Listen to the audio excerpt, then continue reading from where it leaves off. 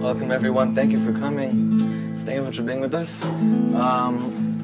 Can you, Bina went upstairs to eat them, to bring down more chairs. Do you mind helping her? Thank you. Won't start learning until you come back down.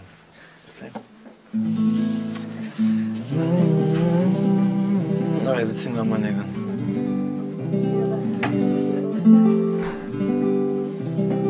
Know about too much. All right. All right. This is This Nigun came down a few years ago in Simchat Shlomo in the beginning of a learning. I haven't really sung it since then. I think some of you were there. I think so.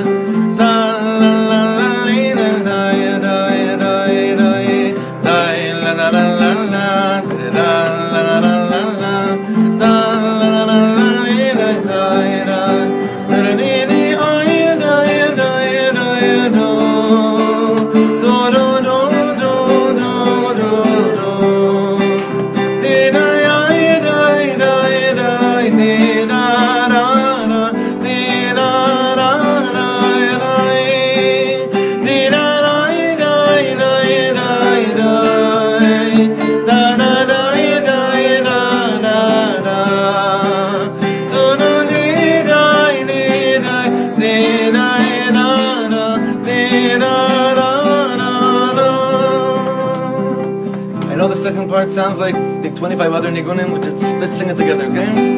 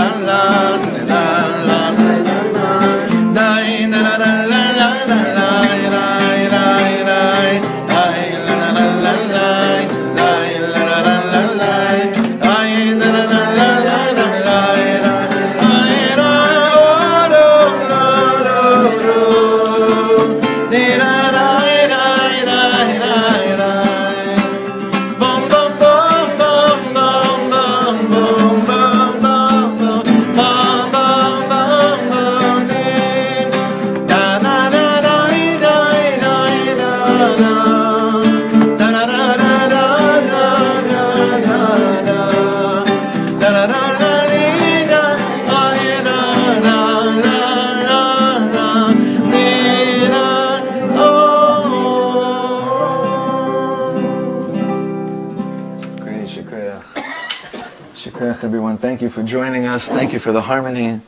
And thank you so much for being in touch over the last week from when I was away, and so many emails back and forth from people that were with us learning from there. So, just so you should know, there's a whole beautiful chevra in LA. We were together last week. That when I told them about what we have here on Monday nights, they were like, duh, because of Daniel, we're with you. I'm not kidding. It's not to make you feel good. Mamish, this whole chevra were like, really? Thank you so much for letting us know. We feel like idiots.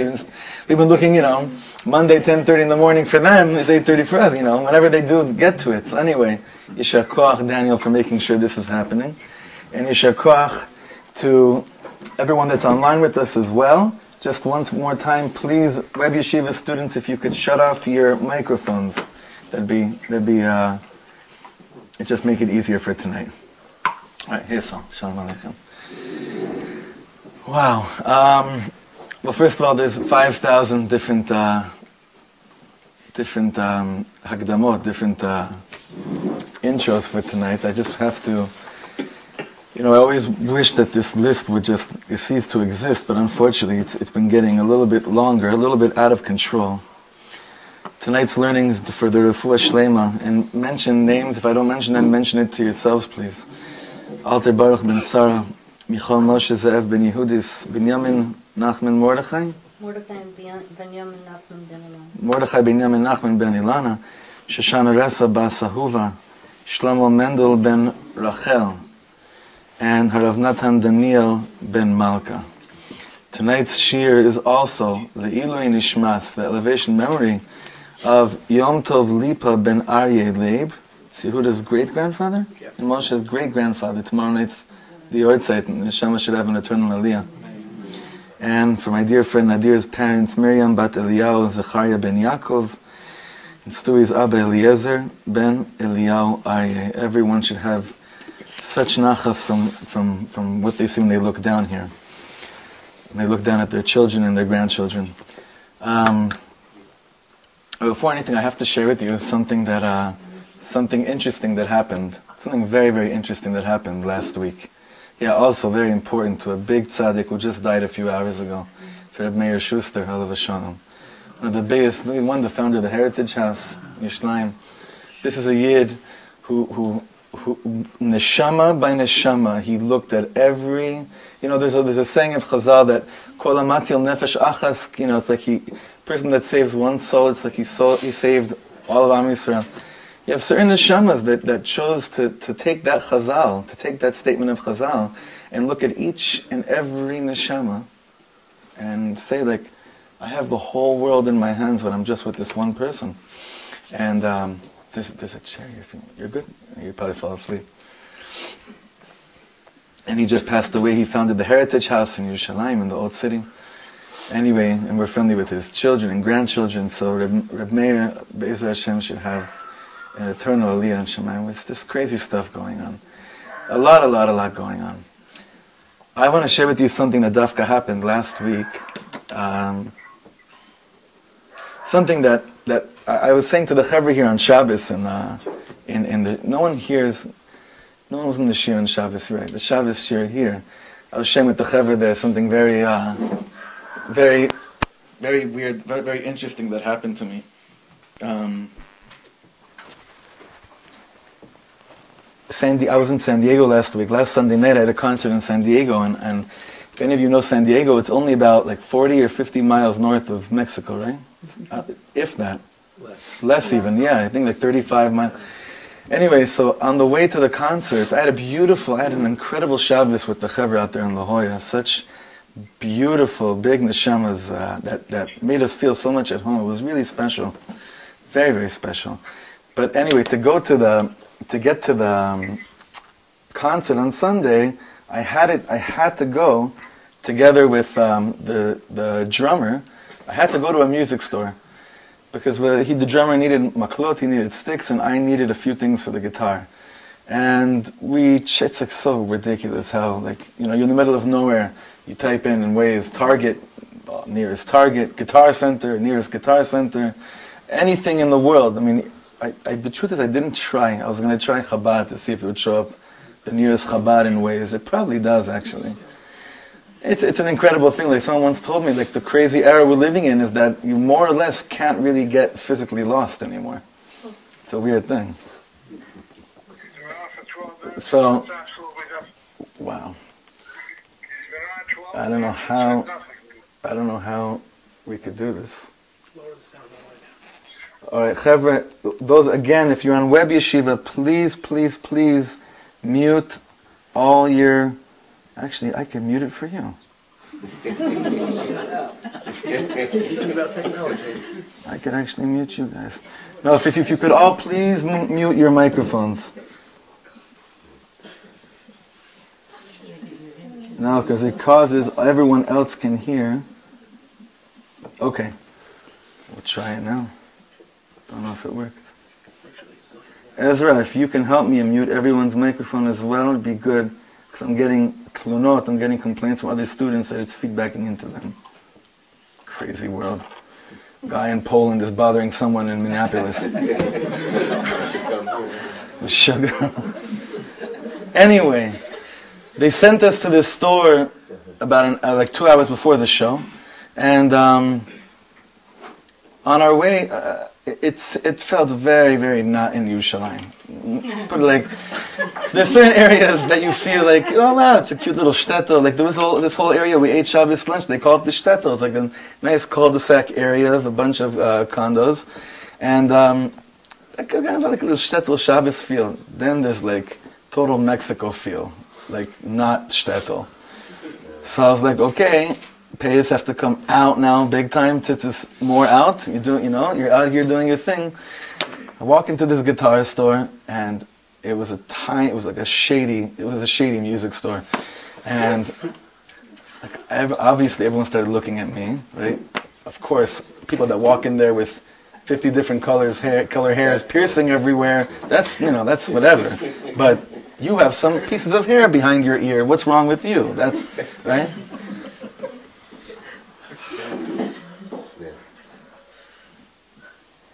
And I walk down the aisle and I'm like, wow, this is like where they really don't either have Jews or like Jews, because on Shabbos they told me that the area where I stayed in, Jews were not allowed to buy any land there till like 1970. Crazy thing in La Jolla. Anyway, I'm like, okay, I gotta just do this fast. There's a show and there's a wife and children to get home to. I'm gonna do this very fast. I take a right down the aisle and then I'm like, oh my God, I see this like glowing in the dark menorah, Magen David, with like a cross coming out of the middle of it. And I was like, this is it. This is how it ends. Like this is a shady music store in San Diego, right before a concert. I was like, what is this? Anyway, I was like, I have to get out of here. I told the guys, let's get out of here. Went quick to the cash register. I was like, okay, I need that. And then as he's like telling me how much it costs, he's like, yeah, this, I can give you, this guy, long, streaky hair, like total Mexican look, behind the counter, like telling me like his grandfather had opened this business in the 50s. I just wanted to get my stuff and leave, and he looks at me, he's like, yeah, Padre, we could hook this up for you, our people, we could give you another 10% or something. I said, what? Our people? He says, yeah, my mother lives in Netanya.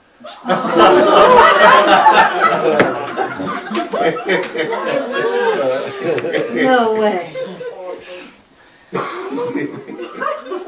He said, in fact, and then like with the heavy accent, like this Southern Californian accent, he says to me, yeah, in fact, Padre, my daughter, Shomer Shabbos, now 4 months.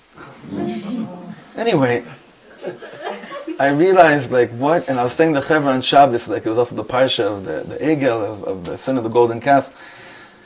What you see is not what you get at all. Did you give him tickets to the show? We told him about it. I didn't have to tell him. We told him about it, definitely, because he was wondering what in the world we were doing there. It was an incredible. It hit me also on the plane on one of the flights. This woman, this blonde stewardess on like very not Jewish looking woman on Delta, kept on coming up to me during the flight and saying I thought she had a weird accent. She kept on saying these weird words to me the whole flight. I was wondering, maybe she thinks we have this same language. I don't know. I didn't understand what word she was saying to me. I'd be like, looked around, and until I realized at the end, I thanked her for something, and she said, she's like, "Sababa." I said, "What?" I actually asked her, "What?" She said, "Sababa?" Ask me if that's I was like, "Sababa." That's what you mean.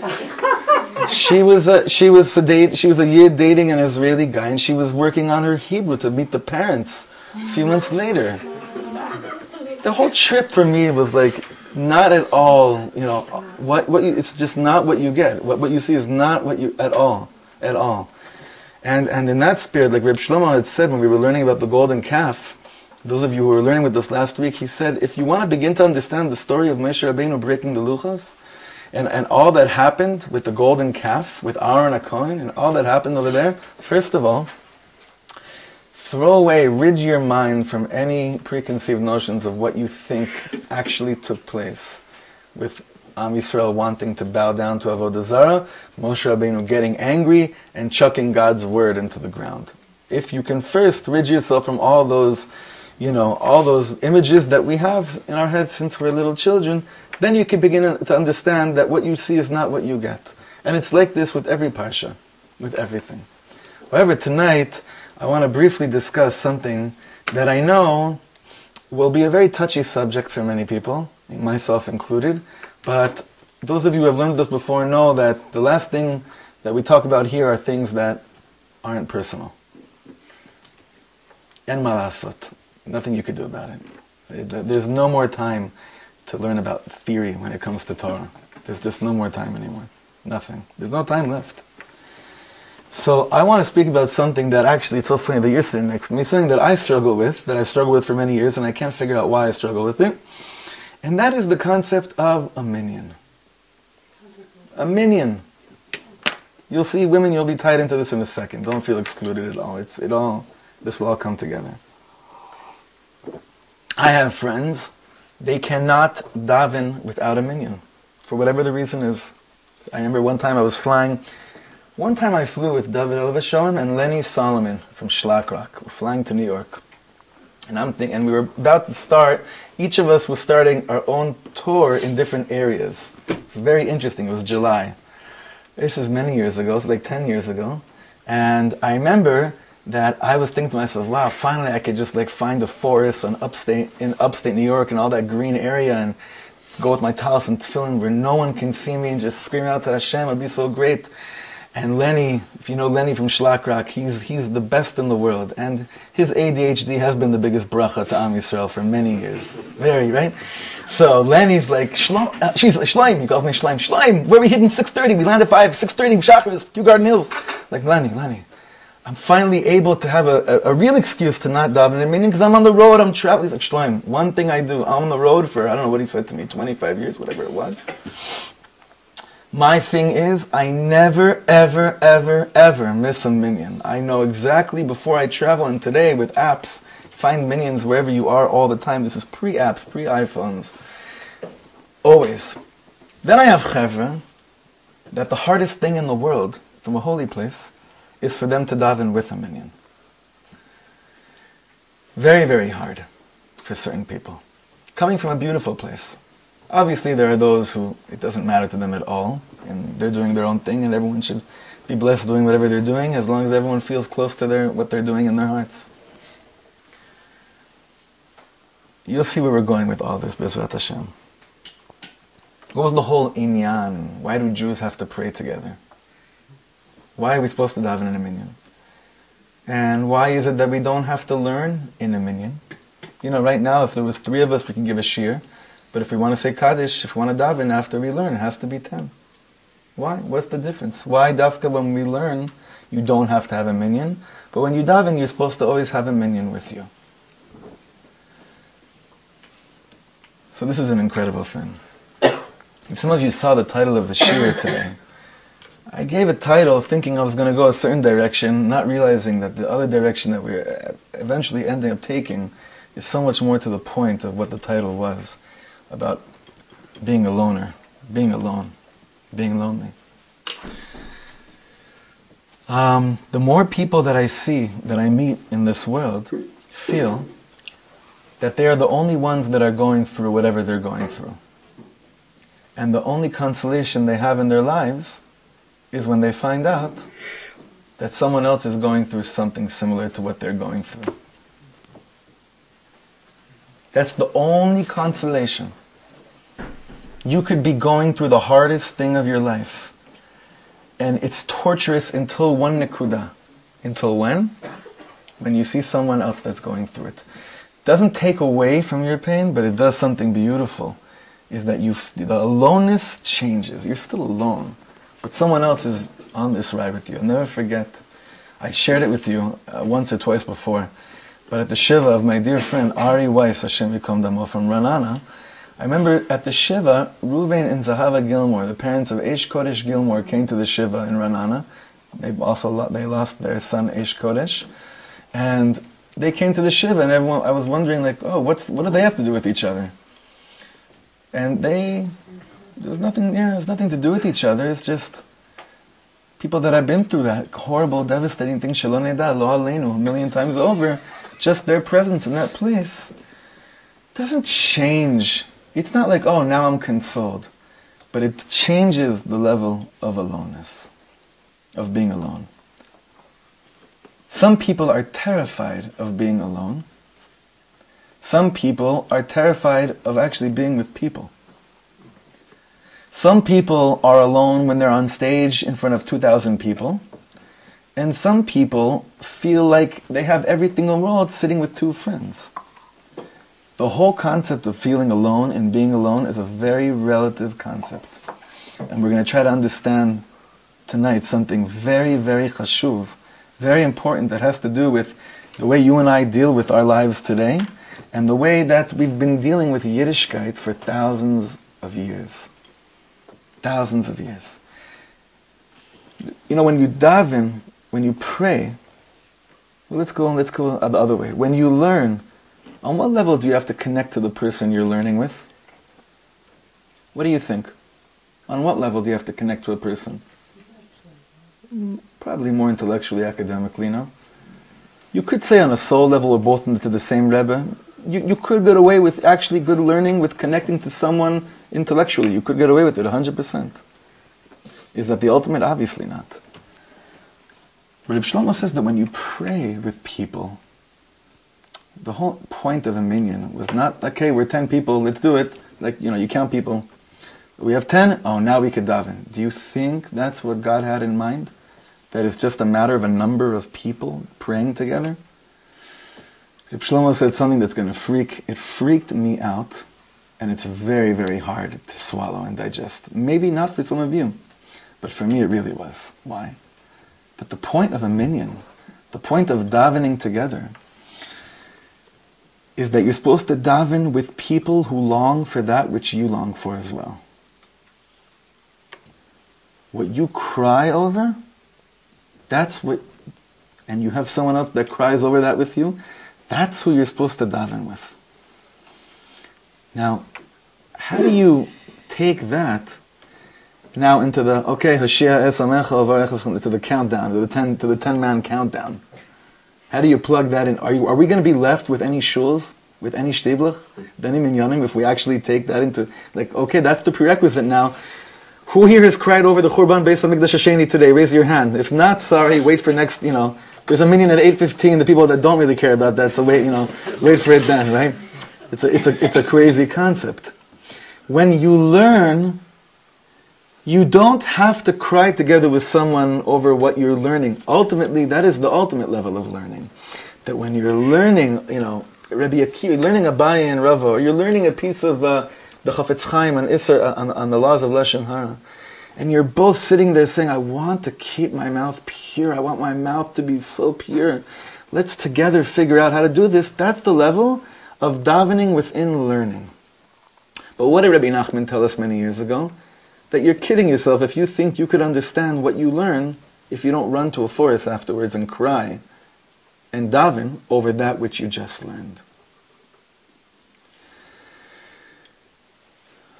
So what, like sometimes when we're here, when we do, I feel like maybe it's not shaykh for when we daven right after our minyan, when we have a minyan here after what we learned, because sometimes I feel like the marvs we have here are the highest in the world, only because, unless of course you were sleeping, but if you were awake through the shiur and we're all together in this together, and then we say, ufros aleinu sukas rachmim chaim,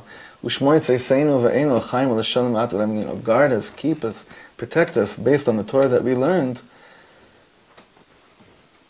The tzaddikim talk about, the Hasidim thought that they could get together, 10 people, just 10 people to get together, and just say, Baruch Hu Hashem Mevarach, blessed is God who is blessed forever, that they could have brought Mashiach just with the kavanah of 10 people. 10 people getting there together. Because that's a minyan. What's being counted? What they're crying for is being counted. So now you think about it, you're like, well, how many minyans have I been to in my life that I know that when I prayed over something that was breaking my heart, there was someone else in the room that was breaking their heart over the same thing. Really? That's what it was supposed to be like. That's what it was supposed to be like. And maybe the big neshamas in the world that can't daven in a minyan together with people, it's because they can't fathom that anyone cries over what they cry for. It could be. I don't know. It could be. What happens to you when you find that one person who you know that they're davening over the same things that you're davening for? Now, we're not talking exactly the same things, but that hole you have in your heart, they have that hole as well. You know what happens to the room? The room, there's like, instead of there being 10, now there's really only 9, because 2 became 1. And ultimately, what's the goal? Is that 10 are really just 1 behind the shliach, the messenger of the tzibur. That's what a shliach tzibur means. That he's a messenger on behalf of everyone else that's in the tzibur. Sometimes people felt like they explained to me, I had the privilege, I think only one time when I was a little boy, to daven with Reb Shlomo. One time in Los Angeles by the Ritchie's house. But I barely remember it. I have a vague memory, and I verified it with my father recently. But anyone that I know that davened with Reb Shlomo, they always felt like it was so high, not just because the harmonies were so high, but because we knew that he's our shaliach. He's crying over what we're crying for. Anyway, that is the goal. That was the idea behind the minyan. That's the real idea behind the minyan. My father, I remember when he was chazan in this shul in Los Angeles, Beth Jacob, he used to have a piece of paper in his suit jacket in his pocket, and he used to pull it out right before he would go up to the amud. He would go up to daven, and he'd look at it, and then he'd look around at everyone in the shul. He'd turn around to everybody in the shul, and then he'd start davening. So he still does it? He still does it. I haven't seen him daven in a while. You saw him do it right now? So I asked him, Al-Mata Mistakel, what are you looking at? So he said to me that he learned from Rabbi Nachman that a chazan has to connect to each person that he is a shaliach for, because if not, you're not really yotzei yedei shlichus. You're not really a chazan unless you're really a shaliach of the people that you're davening for. So you have to know who you're connected to. You have to know who you're being sent for. So this is just an amazing concept. Now, what on earth does that have to do with Parshat Vayakel? Ma kesher. Before we get to that, I once took a walk on the streets of Yerushalayim with a big tzaddik. And I had the holy chutzpah to ask him a non-Torah per se question, which really, to me, really is actually the Gamre Torah. But I asked him a question that didn't really sound like the regular classic, okay, so what is, what does Rashi say? What's the difference between Rashi and Ramban on Korbanos or something like that? Wasn't that? I said to him, can you just share with me your heart for 1 second? And he said to me, everything is beautiful in his life. Everything, but there's one thing that he doesn't know if he could take any more of. He said, Habdidut ola ala kol. Feeling like I'm alone. No, sorry. This is a distinction in Hebrew. Feeling lonely it's almost too much. I almost can't deal with it. This Rav has a huge kehillah. He has people coming to his shiurim all the time. He's a very, not very, but he's in his circles, it's very well known. Many of you have heard of him.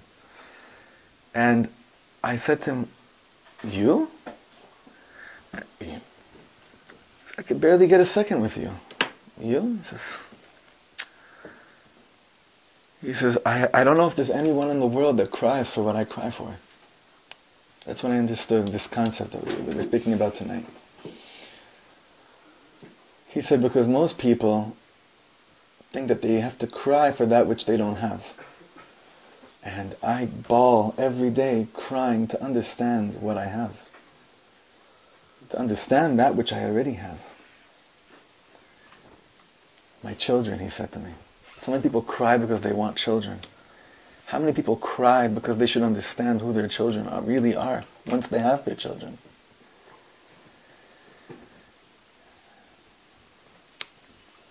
So, what does a person do when he feels alone, usually?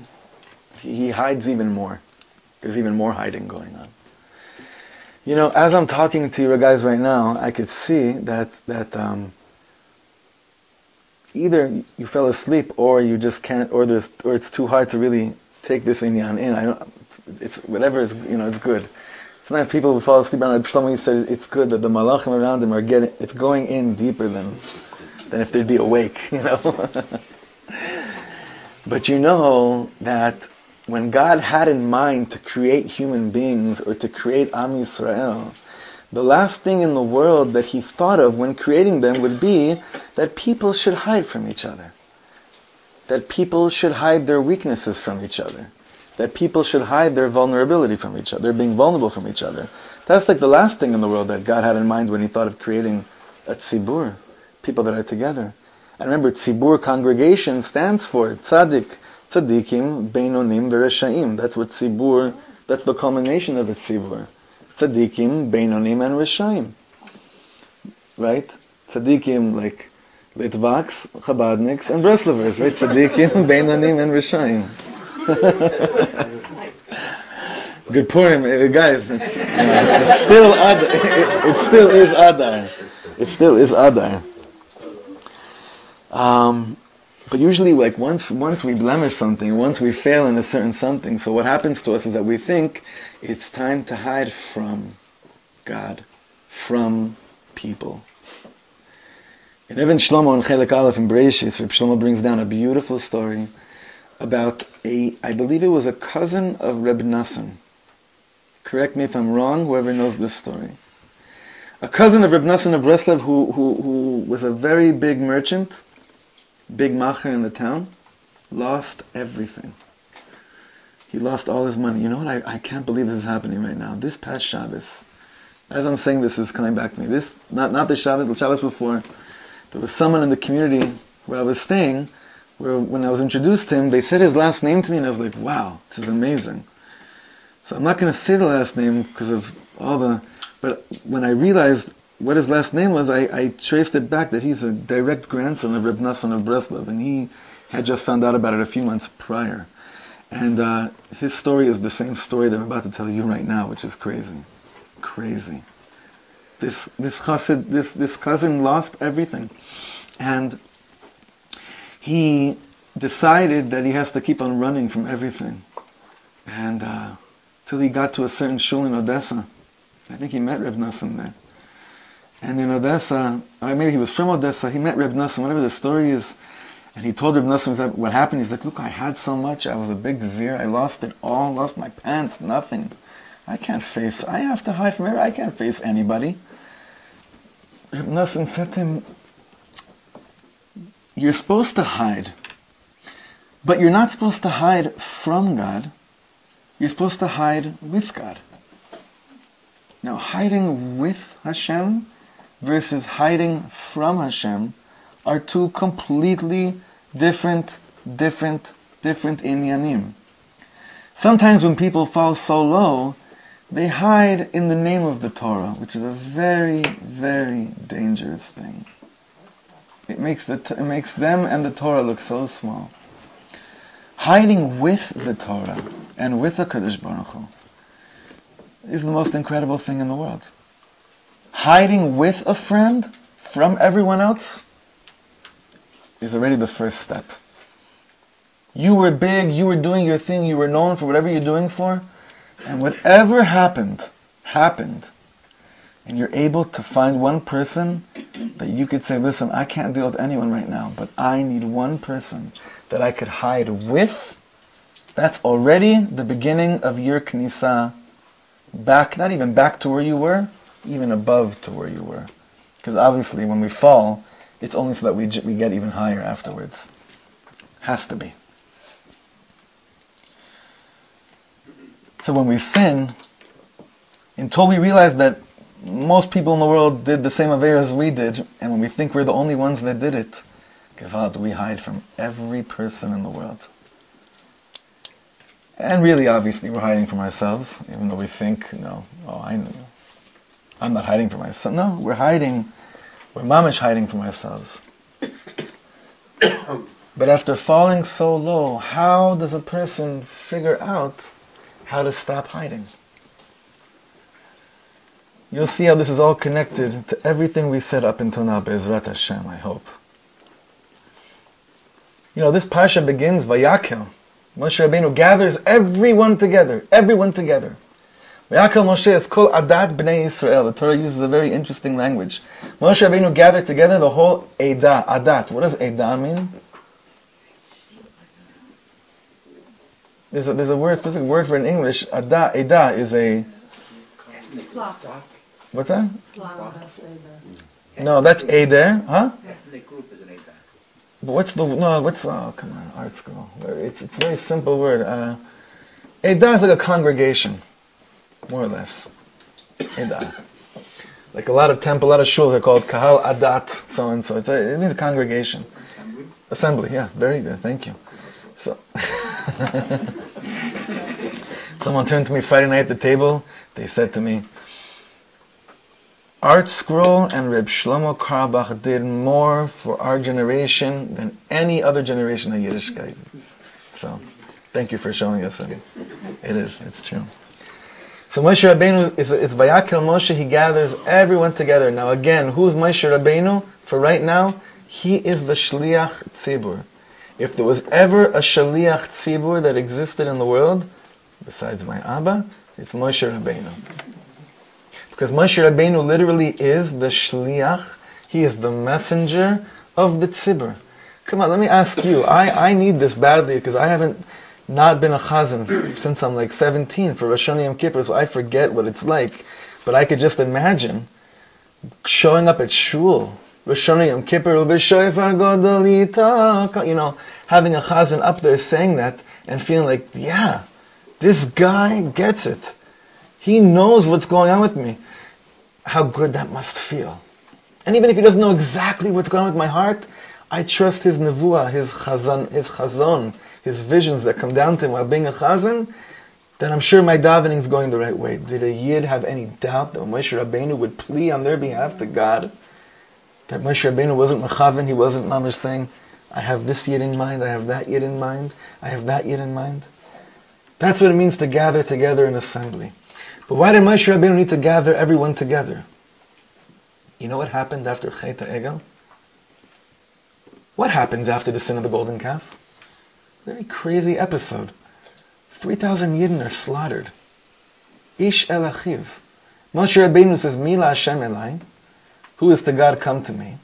And they went from shar to shar, and they had to shecht 3,000 Yidden, right? 3,000? Right? And everyone that was there, even those who were spared, felt that they were the most rotten, that they were the lowest in the world. Every Yid felt that they had not, forget it, they were the worst. That it was them that was they were the lowest in the world. What does Moshe Rabbeinu do? He says, okay guys, I want you all come together. I want you all to look at each other's faces right now when I'm about to talk to you, and I want you all to realize that each of you think that you're the lowest. So first of all, don't have too much gaiva. None of you are the lowest. You all feel just as low on a certain level. That's how Moshe Rabbeinu begins Parshat Vayakel. And by the way, the Or HaChaim HaKadosh says an amazing thing. He says, Moshe Rabbeinu realized if I don't gather everyone together right now, they're never going to look at me ever again. Why? What's the end of last week's Parsha? Moshe Rabbeinu comes down from Mount Sinai and he has to put a masveh, he has to put a mask on his face because no one can look at him, ki karan or panav, because he was shining like no one had ever shined before in their lives. But really what was going on is that people out of busha, of feeling like a sinner, couldn't look at the leader who kept on davening for them. That's what was going on. Like the Talmud who keeps on almost getting thrown out of yeshiva, but the Rosh Yeshiva keeps on pulling strings to keep him in the yeshiva.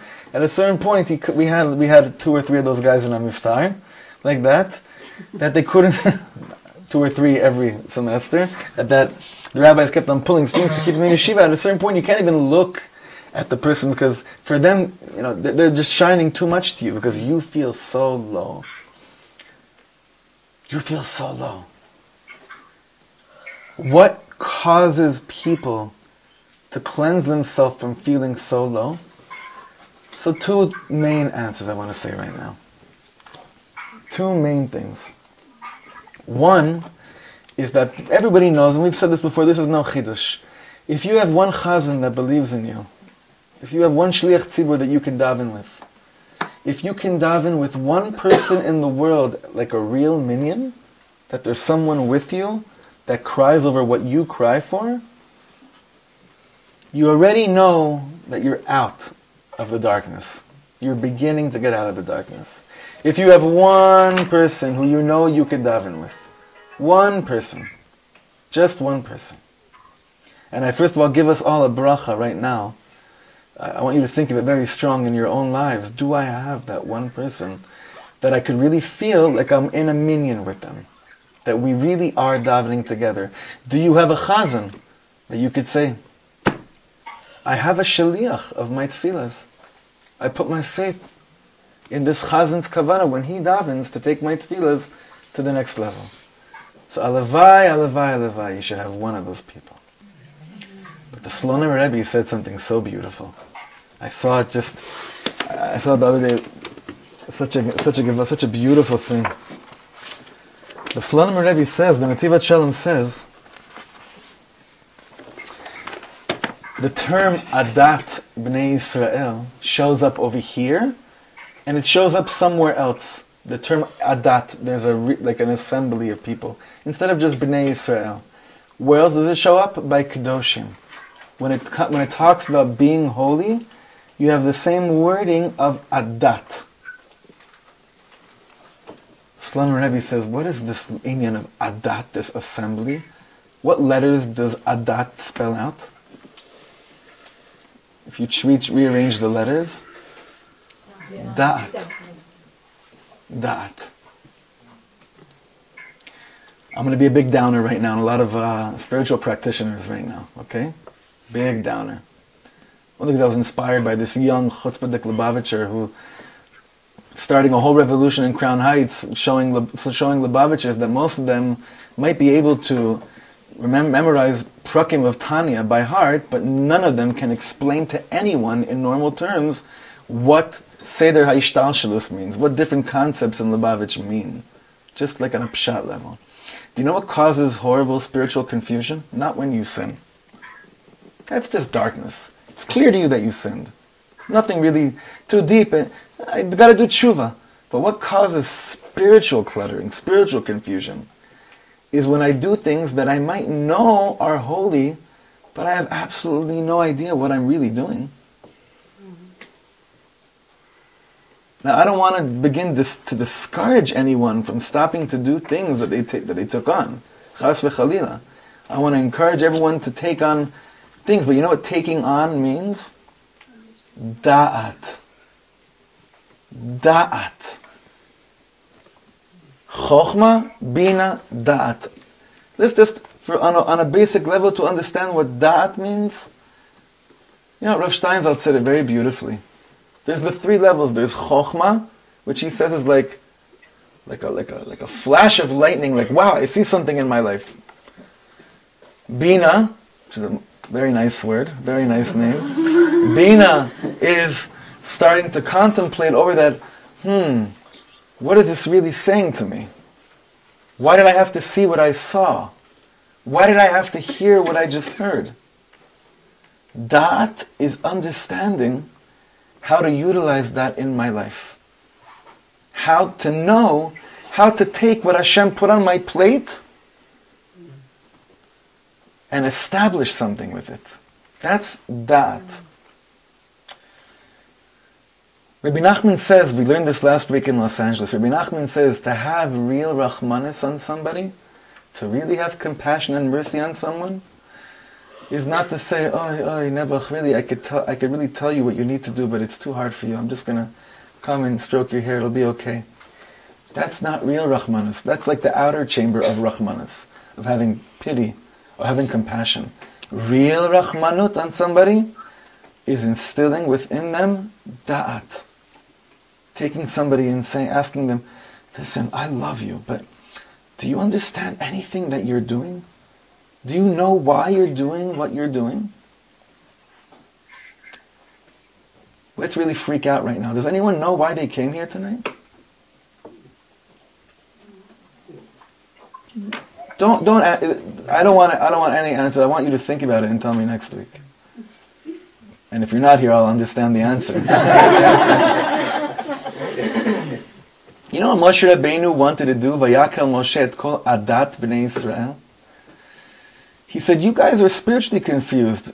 Again, according to a lot of the Mefarshim, their ratzon to have an ego was a very deep and holy will. To have an intermediate, to have the golden calf, don't think for a second that they became like apikorsim and they just were sick of being frum. That's not what it was at all. It was coming from a very deep, deep place. Moshe Rabbeinu says, listen, you made it, you messed up big time. But instead of telling you, oh, I took care of you, I brought down the 13 attributes of mercy, that's between me and God. But between me and you as your leader, Da'at. I have to instill within you Da'at. To stop being spiritually confused. Most people that mamish lose it aren't people that never took on spiritual endeavors. It's usually people that took on a lot of spiritual endeavors. And they mamish lost it. Why? Because there might have been chokhmah, they had a spark, something happening to them in their life.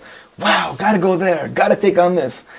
Maybe there was a little bit of bina, thinking about it for a few minutes, saying, what would it look like if I wore this now? Right? But the da'at, to truly understand that which Hashem puts on your plate, then you mamish stand on your 2 feet. Then you're out of galus. There's a saying of Chazal, it says, Dea kanita, ma chasarta. Dea chasarta, ma kanita. If a person has dat, if they acquire dat, what are you lacking in life? And then it says, and if you're lacking dat, what do you really acquire in life? So I want to read for you a line that I saw in the Shlomo Rebbe, which struck me so deep. One line. We're going to end with this.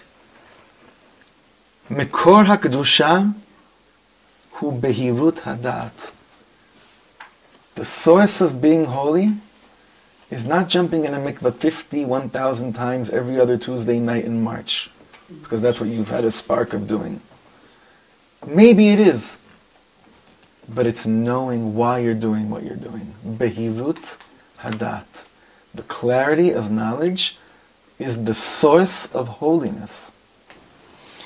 Umekor hatuma, and the source of impurity in the world is bilbul hadat, is the confusion of knowledge. Knowledge is not the right word, chas v'sholom, not knowledge. Dat is something much deeper than knowledge. Dat is understanding what God puts on my plate. Take today. Take the last 4 hours of your life from around approximately 5:30 today. Okay? What has happened in the last 4 hours that you could say, I have da'at about it, about what God put on my plate today? Take the last 5 years of your life also, you could do this. It's very deep stuff. But it cannot be that you think that a spiritual path is to keep on doing things that I don't really understand or have any idea what it has to do with my life and feel like I'm actually going to be healthy. Da'at, having compassion on, Alter Rebbe says, the first level of doing tshuva is deciding that you are going to have compassion on your own neshama. Now, based on our understanding of compassion, it means that I'm going to take a very bold look at my life and look at all those places that I choose to kind of like lehalim ayin and be like, I don't really need to understand exactly why I do what I do. I'm sure it does good things in the world. And look at those things and say, wait a second, I want to build a binyan. I want to build a building in my life. And to implement da'at in all areas in life which have unclarity. Because the truth is you cannot build on unclarity. You can keep on adding things, stocking things onto them, but nothing will really stand. So Moshe Rabbeinu says, listen, Chaver, I want to start right now. Something really big happened. Something awesome happened. You built a golden calf. Awesome. You know why? Because now, if you didn't build a golden calf, you'd think that you could learn the Torah by not understanding what it means to fall and what it means to stand up on your feet again. But you can't understand anything in life, you can't understand anything in the Torah unless you are clear that you want one thing, clarity. Behirut hadat, clarity of the, not even the intellect, clarity of all those things that happen to you in your life. A person is truly in a minyan when it's clear to him the people that are around him are there's a da'at, there's an awareness. Awareness is a better word for da'at. Like Rastas would say, conscious, like consciousness, like, there's a consciousness, there's an awareness of what's going on. Because again, we think that, confusion means that I fell with the wrong chevra and I've been doing bad things on Shabbos and I'm messing around there.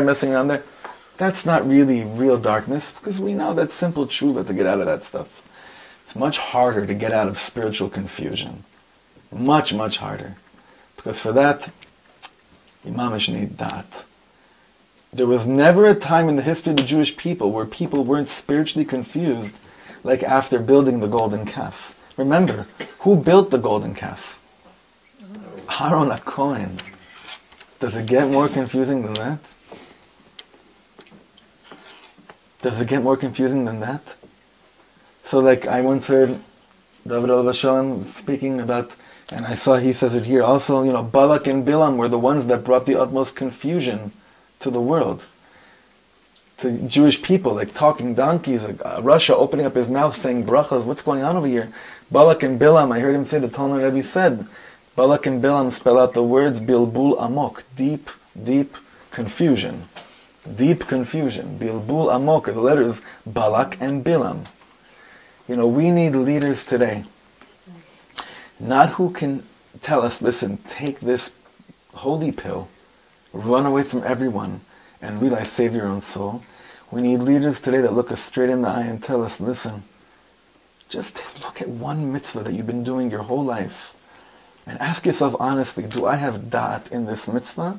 And work from there. Don't be scared from these kind of teachings, because honestly, kimat kulanu, we're almost all in that same thing together. Hashem should have like infinite rahmanis on us, that we could find the right shul, that we could find the right kehillah, that we could be part of the right edah, like the right adat, the right dat. We can find friendships, that one person that I can hide with, because the ultimate would be, like Rabbi Shlomo said, look, any spiritual person today, he feels alone. Everyone does. But no one said that we shouldn't all be alone together. That's the whole thing, that's the whole secret of Hisbaidedus. of speaking alone. Let's just all be alone together. So, who wants to say for Mariv?